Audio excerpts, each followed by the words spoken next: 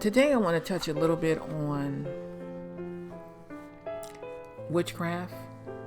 I talked about that a little bit on the other recording, demonic influence, but I want to talk about it a little bit more deeper on how I felt like this person was using witchcraft to get into my dreams. I know Pastor Kenneth Copeland talked about his experience of dealing with someone who was doing witchcraft, and also Pastor Creflo Dollar has talked about his experience of dealing with someone who let him know he was doing witchcraft. Now, or either maybe he was worshiping Satan. I really don't remember exactly what he said the gentleman was worshiping, but since then the gentleman has turned his life over to God in heaven, which is a blessing. But I'll start with Kenneth Copeland, Pastor Kenneth Copeland's story. Share it with the viewers, not me, but share it with the viewers, that he went to this church and there was a lady in there and she had these things in her hand, like little beads or something in her hand. And he noticed that she was over there chanting, and she was doing like, he felt witchcraft. And she was sending out these, I guess, her minions on people or in the atmosphere. And he started looking at people in the church like, you don't realize she's doing what she's doing. But he said the people saw what she was doing, but they didn't do anything. They didn't do anything. They just wouldn't say anything to her. So he started rebuking her, and she started backing up and getting up and started calling her minions back. Come back, come back, come back. And the way he explained it is so funny because he be laughing about it, but it shows you just his story alone talking about that people actually do witchcraft. Now, Pastor Creflo Dollar was just talking about the gentleman in general who had shared with him what he had been doing, and he was telling him that he can see visually. The gentleman was telling Pastor Creflo Dollar that he has the ability to see people who are doing voodoo, witchcraft, and worshiping Satan. Just by looking at him, he can tell. Now, my thing on this is for you to be just mindful of who you become in contact with and who you're friends with, and also stay in God's word. And number two, when you go, if you're having a situation similar like what I'm going to explain, pray before you go to bed. Of course, you need to pray every night, and God is with us everywhere we go, even in our dreams. But pray that your mind is alert and sharp, and that God takes over your dream and protect you from whatever is trying to enter it and whatever is trying to cause havoc on your dream. Okay? My situation is, I felt like this person was entering my dream, and they would appear to me in different forms of different people. Like, not women, but just different men of different cultures. And that was a way to keep me confused and not see that it was really them. But here's the thing that God does when you are praying over your dreams to keep you alert and focused on what you're dealing with. You will feel the energy of that negativeness around you, and that's what I was feeling. I was feeling the energy of the negativeness of the person that was around me, and I knew something wasn't right. With this person, it started off as their way of entering my dreams, and this is the only thing that I'll touch on. Like I mentioned, they came to me in different cultures, different ethnicities and different cultures of different men that I didn't know anything about. But every time I saw them, they were telling me that they were my husband, as if we were married. And I didn't understand that because I was already married to someone. So it was impossible for me and this person to be in a relationship and being married. Of course, because I'm married and I don't know you, you're in my dream. But when you pray to God to keep you alert in your dream and know what's going on around you, God will open the door so that you can see and feel that person's energy. It's just like if you're around someone out, outside of your dream. Like my mom, I believe I shared this before in the other recording of demonic influence. When my mom was doing this one woman's hair, she shared with me that her whole day had went haywire. And at the time, I was engaged to this gentleman, and we came in and we were talking to her, and she was telling me that her whole day was just really, really, really bad. And she found out after a little bit of doing the lady's hair, the lady had informed her that she worshiped Satan. And my mom shared with me her whole atmosphere, that whole day, her whole surrounding just totally did like a 90-degree turn on her. It just changed.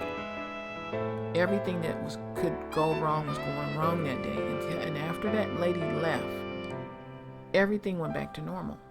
And so that show you that the energy of someone that's carrying something that's not of God that's around you, you will feel it, and it will affect what's around you if you're around that person long enough. And so that's the same thing dealing with dreams. If you're praying to God when you go into your dreams to keep you alert, keep your focus of what your surroundings are around you and what's happening, God will do that. God will come into your dreams, and He will make sure, because He's always in our dreams anytime we go to sleep, but He will make sure that you're able to feel what is around you. And I felt like anytime this person would be around, even if they wasn't in front of me, I would feel that negative energy of them somewhere around. And then I would look around and I would see them, and I would notice it was them. But God also does the blessing thing of protecting you from that person, because if you pray to God and say, God, can you protect me from this person? God will do that. And I did that. And I remember one thing that stands out the most was this one time when this person that was in my dream was walking up to me, and I knew it was them, and I knew it was their negative energy around them. God sent these two firemen that came out of nowhere, and they took this person, locked him up, and put him in the truck and drove off. And they looked at me and said, have a good day, and then they were gone. And I was able to enjoy my dream.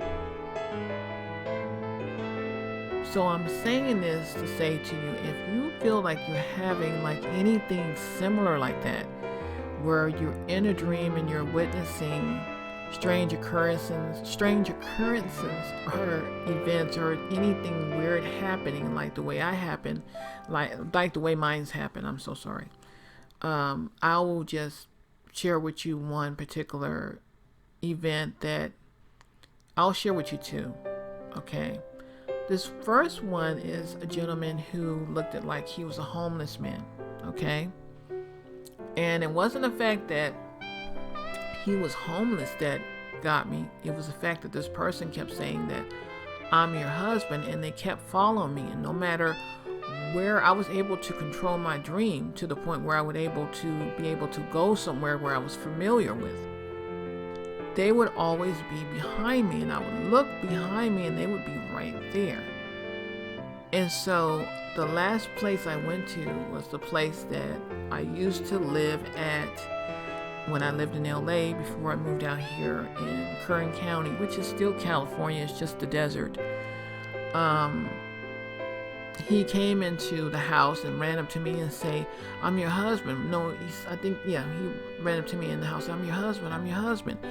And I remember my family looking at him, the ones that were the vision of my family that I was having in my dream, and said, who is this man? And they had him leave.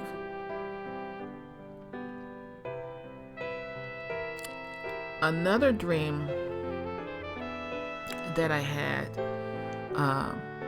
would be this one that I was somewhere, I had just moved, and apparently I was doing very well. So the place I was staying in was in an area that was very expensive, And this man came out of nowhere. He was dressed in a suit. I could see him walking. My son could see him walking. And we were looking like, who is this man? And he immediately let himself in the door and walked up to me and said, I'm your husband. And I kept saying, no, this man is not. I'm married. I've only been married once, and I'm not married to this man. And so he kept saying that in the dreams. Now, my thing of why this person was using that tactic to do that, I don't know. I really don't know. But they would do other things besides that. That was just one of the things that was consistent. And then when I started realizing what they were doing, they started doing other tactics trying to get me to come to them. And I started saying, no, I'm not going to come anywhere other than this dream. I already know what's going on. And so I started realizing what to do in my dream. And at that point, I remember telling my husband, like, this person or something is coming into my dream. And he prayed it off me. He told me, yes, something is on you. And after he did that, I never had any more of those dreams. Never. But the ones that I had, it was just like they were doing like little things in the dreams to try to attack me in their own way. Why they did it, there's never a reason to why people do stuff when they do things that are just evil and demonic. Some do it to see if they can get away with it. Some do it as a test to see if they can test and see if they can do it to you. But it's never ever a reasoning why they do it. You just have to accept that some people do things just because they can get away with it or just because they can. And the reason I share with you about Pastor Dollar and Pastor Kenneth Copeland is so that you know that there are pastors touching on this subject, and I'm pretty sure there's more touching on it, just like there's a lot of pastors touching on demonic influences. There are people using different ways to bother you, and you have to really open your eyes and realize what is around you and what's happening, and not have your eyes closed to possibilities. A lot of people look at witchcraft as what we see on TV and in movies, and that's just not the case.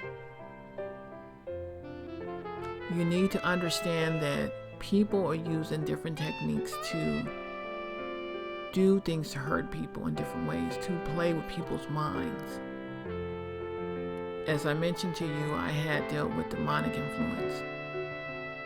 In dealing with demonic influence, it tried to do different things to me, but God in heaven wouldn't let it, because I had to learn how to battle it correctly. Like I said, you never fight evil with evil. You fight evil with good. And that's something that Joyce Meyer shared on her show of ministry about. You don't fight evil with evil. When I was dealing with what I was dealing with in my dream, the first thing I was doing, I was praying to God every chance I got to help me every time I went in a dream. And that's exactly what I did. And that's how God protected me from things that I was dealing with. You have to go to Father in heaven for Him to help you with what you are dealing with. You cannot do it alone. You can't do it by yourself. God has to help you overcome and deal with that.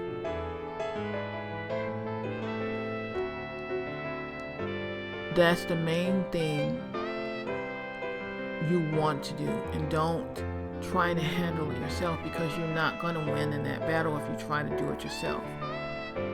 But there's a lot of people doing a lot of different things in the world that we don't know about. And we have to be prepared to fight it in the way that God wants us to fight it. If God feel like what you're going through is a stretch, kind of like a stressful situation, the first thing God is going to do is tell you need to go on a vacation. Listen to what God is telling you. Anything you're dealing with, if He tell you, listen, get in my word and go to church, get in His word and go to church. Help someone that's in need, do exactly what God is telling you to do. But when you're dealing with something similar like this, or maybe way different than what I'm dealing with, you got to allow God to work in your life and help you deal with it and overcome it, and have it remove itself from you. That's the only way you're going to be able to handle it.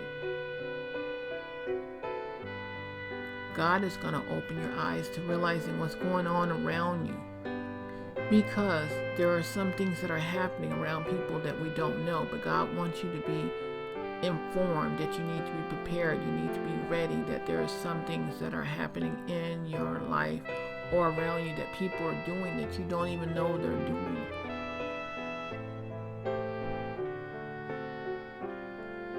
So, as I said, that was my only experience with dealing with witchcraft that I'm going to share, that I felt like this person was dibbling and dabbling in witchcraft.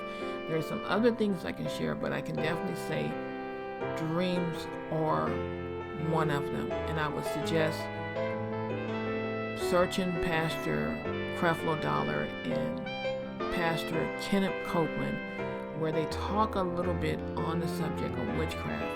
And that will help you understand where I'm coming from, or any other pastor that you look at that talks about it, or talk to your pastor and ask him to explain to you the way that people affect you with witchcraft, because there are people out there affecting folks with witchcraft.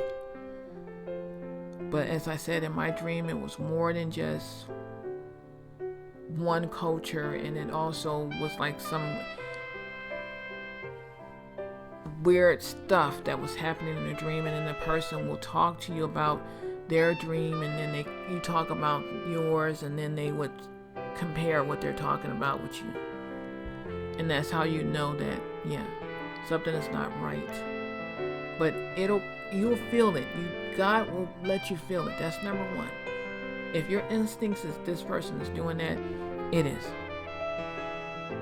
But you go to God in prayer and ask Him to give you clarity if it is them. Now, God has already given me clarity, and the person has already done other stuff to let me know it's them. Okay? So you have a wonderful and blessed day. I hope this helps you a little bit. I know I didn't get into the other stuff of it because it's a little bit more, but just this alone will let you know that it's possible. Like I said, find any pastor that's discussing on witchcraft, and maybe T.D. Jakes did touch on witchcraft too, about the dreams. But do your search. You have a blessed day. Have a wonderful day, and just like as always, do the research on your own. Don't take my word for it. Just research it on your own. But I'm just telling you my experience, okay? Have a wonderful and blessed day.